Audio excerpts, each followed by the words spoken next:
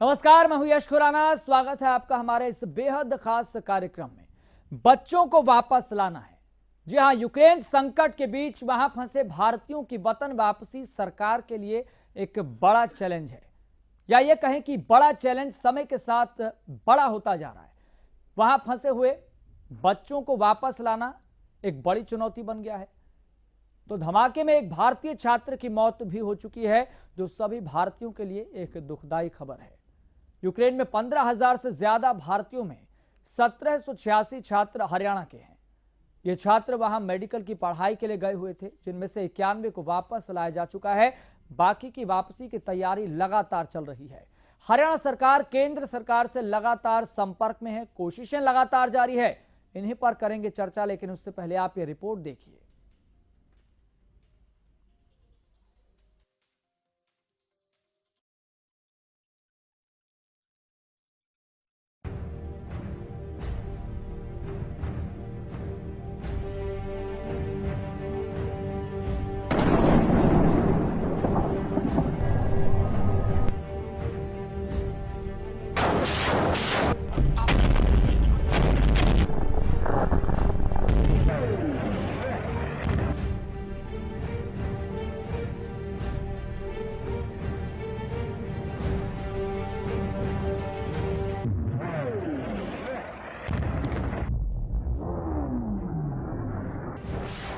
Ukraine संकट दिनों दिन गहरा होता जा रहा है। रूसी सेना यूक्रेन में जो कहर बरपा रही है, उसकी धमक 7 समंदर पार हरियाणा तक महसूस की जा सकती है। यूक्रेन की धरती पर जारी तबाही हरियाणा के लोगों की सांसें फुला रही है। सरकारी आंकड़ों के मुताबिक 1786 छात्र यूक्रेन में फंसे हुए हैं। इसमें से 91 को वापस लाया जा चुका है। जो बाकी रह गए हैं, उनकी वापसी के लिए तेजी से काम चल रहा है। हरियाणा सरकार परिवारों के साथ साथ केंद्र सरकार के भी संपर्क में है।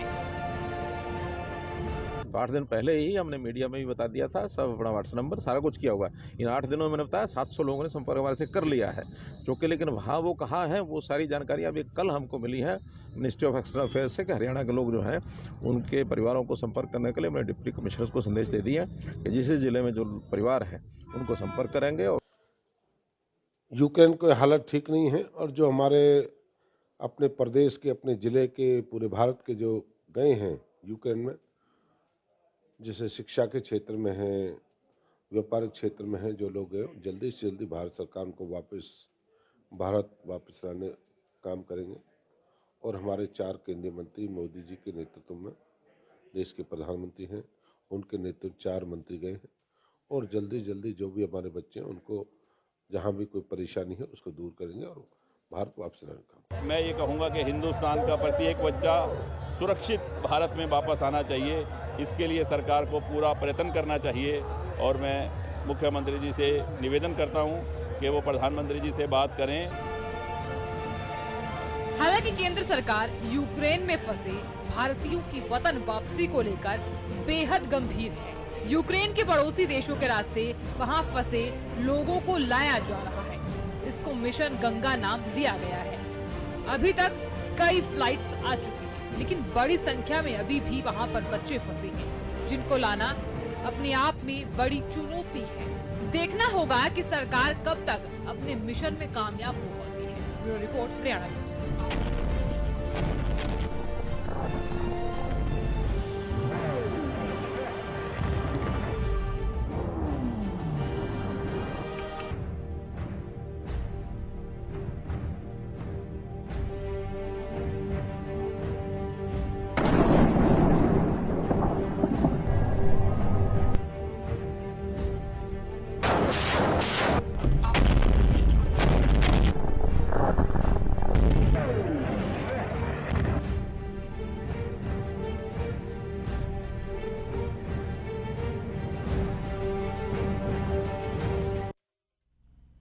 तो आपको बता दें कि परिस्थितियां ऐसी बनी हुई है। अगर आंकड़ों पर नजर डालें, भारत के संदर्भ में देखें तो 20,000 से ज्यादा छात्र और नागरिक इस यूक्रेन में चल रहे संकट काल में फंसे हुए हैं।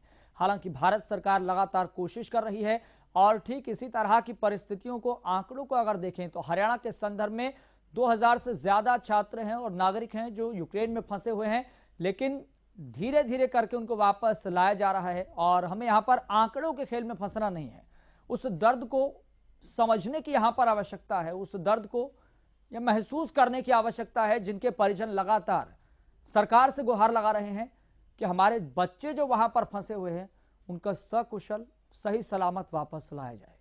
फिलहाल आपको बता दें, यूक्रेन में एक मानसी नाम की जो छात्रा है, प्रदेश की ही छात्रा है, वहां पर फंसी हुई है। उनकी तरफ से क्या कुछ कहा गया है, एक वीडियो भी वायरल हो रहा है, वो भी आपको सुनवाते हैं।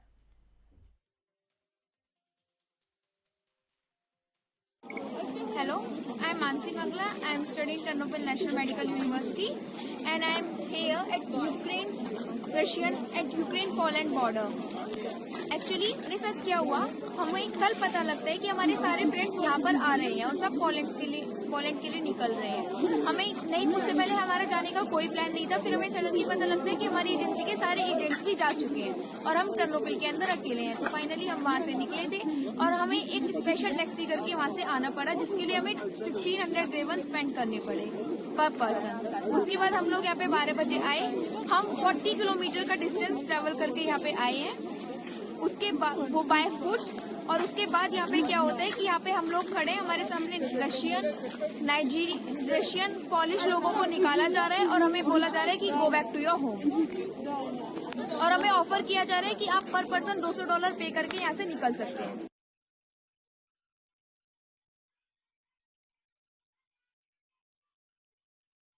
कितनी चुनौती है, चुनौती इस बात की भी है कि आप अपने आप को कैसे बचाए रखेंगे।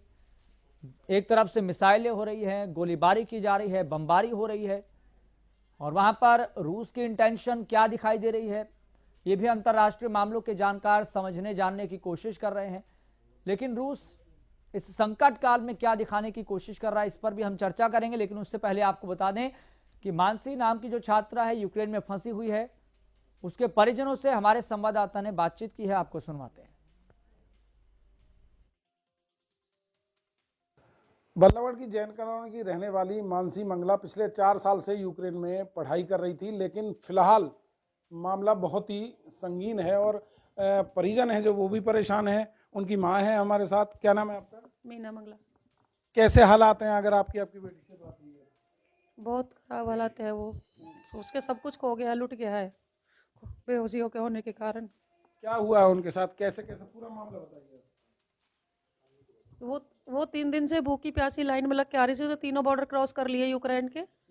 और उसके बाद जब उसमें यूक्रेन के बॉर्डर करने के बाद फिर उसका जो पोलैंड के बॉर्डर पर उसे श्रैम्प लगनी थी, उसकी भी 4 किलोमीटर की लाइन थी। उसमें से 5 मिनट पहले वो बेहोश हो गई, उसका सारा वो बैग गिर गया और सारा कुछ उसका खो गया। फिलहाल कहाँ पर है? फिलहाल वो पोलैंड के उसमें पुलिस के पास। अभी आपकी बात हुई है तो क्या कुछ उसने बताया? हेड ऑफिस में, पुलिस के हेड ऑफिस, हेडक्वार्टर। क्या कुछ बताया उसने? पूरी बात क्या जो बताया है? अभी वो यही कह रही, मम्मी ने सुबह तो कल तो उसे प्रस्तावना दे दी थी कि हम कल तुम्हें छोड़ देंगे। आज फिर वो हेडक्वार्टर ले गए तो फिर वो कह रहे थे मम्मी अब तेज बात लगे और कुछ कह रहे हैं। अब वो हमें नहीं पता वो हेडक्वार्टर से वो कहाँ है कहाँ नहीं। अब हमारे उसके पास फोन है ही नहीं। तो बच्ची वहाँ कैसे पहुंची? और भी साथी थे उनके साथ? वो साथी तो सब पहुंच गए बस में बैठ के, वो तो सब रुके हुए होटल में, 5 साथी उसके होटल में। वो अकेली है उस समय। नहीं, वो 2 लड़कियों उन्होंने 2 घंटे वेट किया था, लेकिन उन्होंने पुलिस वालों ने कहा कि भाई तुम जाओ, तुम कब तक खड़ी रहोगी यहाँ। उनके डॉक्यूमेंट्स थे जो वो कैसे गिरे? बेहोश होने के कारण। अब ये नहीं पता किसने चुरा लिया कि खुद गिर गई, ये नहीं पता कैसे। फोन वगैरह कुछ नहीं? कुछ भी नहीं, पासपोर्ट उसके डॉक्यूमेंट सारे टोटल उसी में थे, बेल्ट में, पर्स। आप क्या कहना चाहेंगे सरकार को? सरकार को यही कहना चाहेंगे अगर हमारे डॉक्यूमेंट्स मिल जाए तो बहुत अच्छी बात है, बाकी हमारी बेटी की तो हेल्प करो, उसे तो ला के दो कम से कम।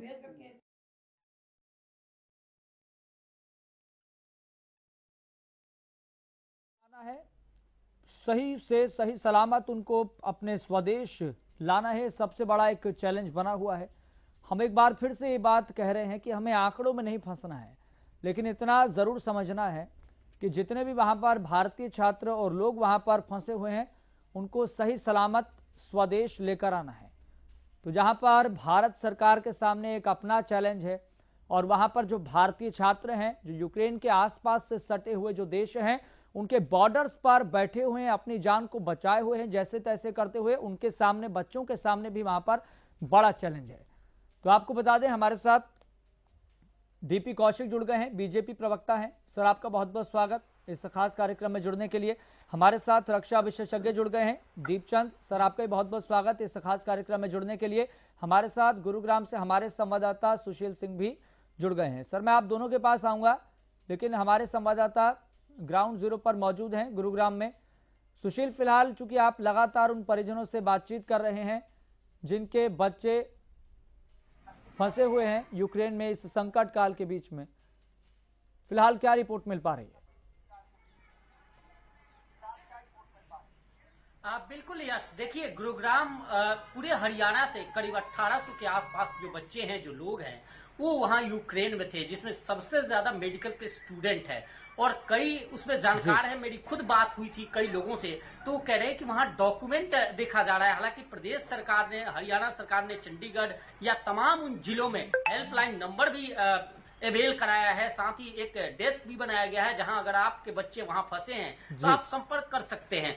साथ ही जो प्रदेश सरकार है, जैसे ही ये वॉर शुरू हुआ वहां पे, उसके बाद मुख्यमंत्री ने, यही गुरुग्राम में मुख्यमंत्री थे उस दिन, और उन्होंने सबसे पहले कहा कि हमारी प्राथमिकता है कि उन बच्चों को सही सलामत सकुशल हम ले आएं, और उसको लेकर तमाम ऐसी व्यवस्थाएं की जा रही है। लेकिन देखिए, 24 तारीख से लेकर आज 1 मार्च हो गया और अभी तक 91 बच्चे केवल है हरियाणा के जो आए हैं 1800 में। तो निश्चित तौर पे स्थिति काफी भयावह है। और जिस तरह से आज अलर्ट जारी किया गया है कि उस MEA ने, मिनिस्ट्री ऑफ एक्सटर्नल अफेयर्स ने एक अलर्ट भी जारी किया कि जो यूक्रेन है, खासकर कीव और का इलाका है, उसको तमाम जो भी भारतीय हैं जैसे भी हो छोड़ दे।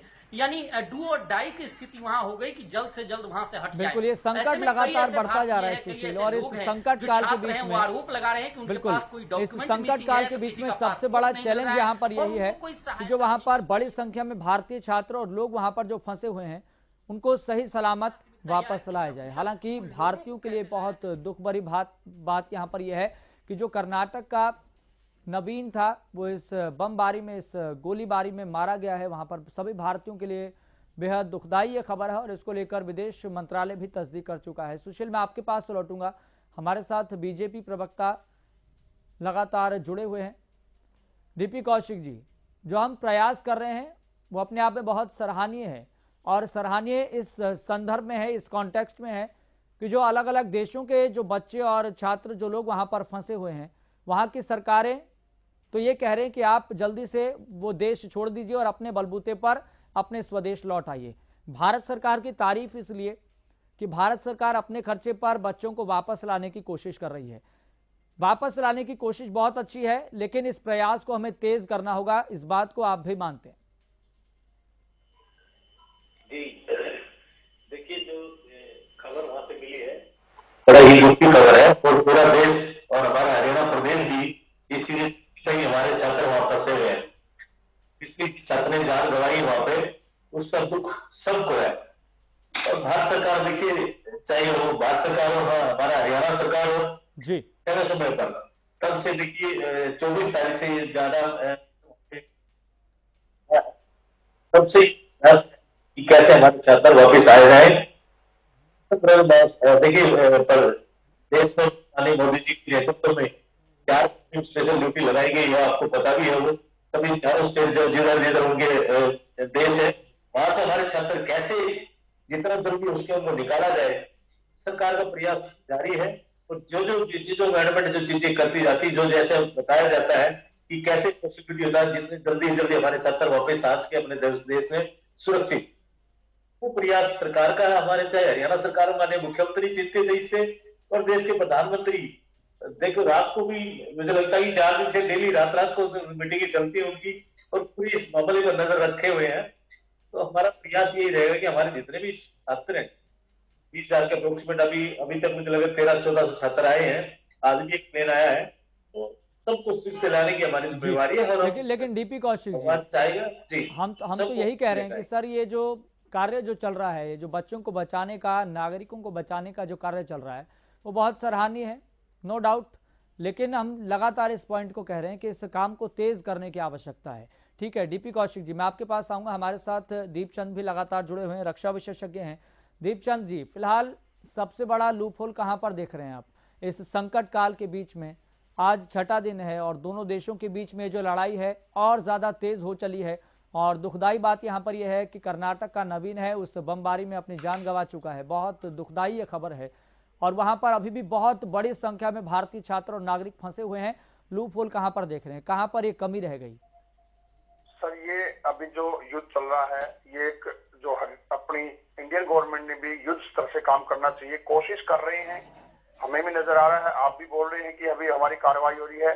ये जो हमारे विदेश मंत्रालय है, ये जैसे इजराइल से हमें सीखना चाहिए कि उनके एक भी व्यक्ति को कोई भी देश टच कर देता है तो वो कैसा जवाब देता है। तो हमने एक अपने विदेश मंत्रालय की तरफ से एक मैसेज अभी जाना चाहिए ताकि हमारे जो भारतीयों को कोई भी खरोच भी नहीं आनी चाहिए। इससे पता चलता है कि हमारा विदेश मंत्रालय क्या संदेश देना चाहता है।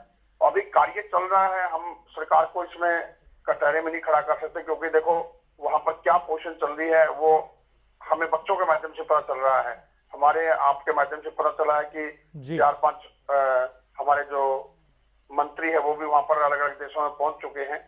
मगर अभी मौका आ चुका है कि हमने इतना देर नहीं करना चाहिए हर चीज के लिए, क्योंकि ये जो युद्ध चलता है, वैसे देखा जाए तो युद्ध सैनिकों से लड़ते हैं, आवाम का इसमें कोई मतलब नहीं होता है। एक देश दूसरी सेना के ऊपर जब आक्रमण करता है तो वो सैनिकों के हथियार, गोला बारूद उसको टारगेट बनाता है। मगर यहाँ अभी आपके माध्यम से खबर पता चली कि भाई आम जनता को भी टारगेट बनाया जा रहा है। ये एक गलत संदेश आया है, क्योंकि आम जनता को टारगेट नहीं बनाना चाहिए। जो युद्ध होता है वो एक सेना दूसरी सेना से लड़ी जाती है। हमने भी एक 99 का युद्ध लड़ा था, उसमें भी हमारा फोकस रहता था कि भाई दुश्मन का जो अम्युनिशन भंडार है, उनका जो सप्लाई है, उसको नष्ट करना होता है। मगर ये युद्ध एक घमंड का हो चुका है कि अभी जो भी आगे आ रहा है उनको पता नहीं चल रहा है कि ये भारतीय है या ये यूक्रेन का इंसान है। आपस में ये जो बहुत टकराव हो चुका है, उसके अंदर हमारे जो हिंदुस्तान के जो बच्चे गए हुए हैं, आपके माध्यम से काफी खबरें आ रही हैं, तो एक विचलित करने वाली खबर भी है और उनके परिवारों को भी एक हौसला अफजाई रखनी पड़ेगी, क्योंकि युद्ध चल रहा है। युद्ध के अंदर बहुत चीजें इतर बितर हो जाती हैं, कुछ पता नहीं चलता कि कहां पर क्या हो जाता है। और हमारे जो इंडियन गवर्नमेंट की तरफ से एक सख्त मैसेज जाना चाहिए और इसमें ताबड़तोड़ कार्रवाई करनी चाहिए, क्योंकि हमारे बच्चों को हमने जितना जल्दी हो सके है, अभी एक व्यक्ति गया है और किसी का भी नुकसान ना हो, तो जितना हो सके कोशिश करनी चाहिए। और कोशिश ग्राउंड लेवल में करनी चाहिए, वहां पर भी हमसे सबने संपर्क करना चाहिए ताकि जितना जल्दी हो सके हमारे जो भारतीय बच्चे हैं उनको बिल्कुल यहाँ पर दीपचंद जी एक और फैक्टर है। यहाँ पर एक आंकड़ा तो सामने आ गया ऊपरी तौर पर कि 20,000 से ज्यादा छात्र हैं, नागरिक हैं जो भारत के वहां पर फंसे हुए हैं, लेकिन वहां पर अभी कितने सही सलामत है? भारतीय दूतावास को के सामने आप क्या चैलेंज देख रहे हैं कि उनसे संपर्क किया जाए, जिसके बाद हम कम से कम दिल पर हाथ रख के ये तो बोल सकें, आश्वस्त तो हो जाएं कि जितने थे वो सही सलामत है, बाकी कुछ का ही नुकसान हुआ है। हम कहते हैं कि नहीं होना चाहिए, बहुत दुखदाई खबर है, और जिसका जाता है घर से, जिसका जिगर का टुकड़ा जाता है, उसको ही पता होता है कि ये दुख कितना बड़ा है उसके लिए। सपने संजोए थे कि वहां पर जाके पढ़ाई करेंगे या फिर रोजगार के सिलसिले में जाएंगे, सब कुछ उल्टा हो रहा है, विपरीत हो रहा है। लेकिन संपर्क कैसे साधा जाए, बच्चों को बचाया कैसे जाए, चैलेंज क्या देख रहे हैं आप? चैलेंज तो सर देखो, अभी वहां का दूतावास में क्या चल रहा है वो आपको पता है। दूतावास से बाहर तो कोई व्यक्ति गया नहीं होगा, क्योंकि दूतावास ने पहले अनाउंसमेंट कर दिया था कि जितना हो सकता है जो भी है दूतावास में आ जाएं। मगर अभी जब हम लोग 1 बजे थे तो वहां पर अनाउंसमेंट कर दिया गया था कि जितना भी जल्दी हो सकता है आप यूक्रेन छोड़ करके जो आजू बाजू के कंट्री है उनके अंदर आप लोग पहुंच जाए, अपने ऑन रिस्क पहुंच जाए, क्योंकि छात्रों की संख्या ज्यादा है। और गाड़ियां, बसें जो बताई गई थी वहां पर 3 ही बसें हैं, जिसमें से कि कम यूक्रेन के बंदे भी बहुत ज्यादा निकल रहे हैं। उसमें से बता रहे हैं कि 10 यूक्रेन के निकले तो एक भारतीय छात्र निकल रहा है। या तो इस लेवल में, ग्राउंड लेवल में कोई ऐसा व्यक्ति हो जो अपनी जान जोखिम में डाल करके ये काम ग्राउंड लेवल पर करा जाए, न कि अंदर बैठ के हो। काम तो हो रहा है, ये नहीं बोल रहे हैं, क्योंकि आपके माध्यम से हमें पता चल रहा है कि काम हो रहा है, और बाहर निकल करके देखना पड़ेगा, इसमें जान जोखिम में डालनी पड़ेगी, तभी जाकर के काम होगा। और दूसरी बात, जैसे कोरोना महामारी में भी हमने सीख नहीं लिया, ये भी हमारे लिए एक संदेश है कि ऐसी आने वाले टाइम में नौबत ना आए।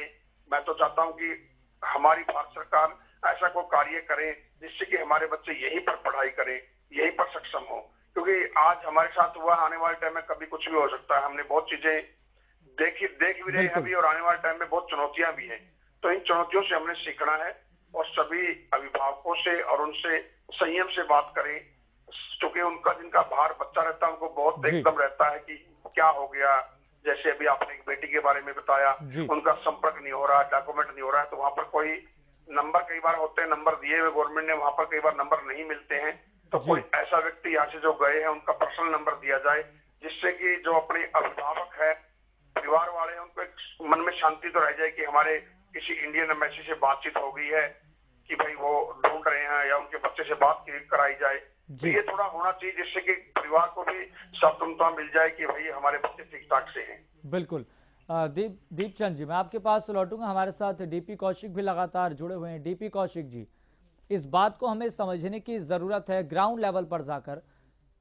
यूक्रेन के कई प्रांत ऐसे हैं जहां पर अलग अलग जिलों में, अगर वहां के हिसाब से देखें तो अलग अलग डिस्ट्रिक्ट में, अलग अलग एरिया में वहां पर भारतीय छात्र फंसे हुए हैं।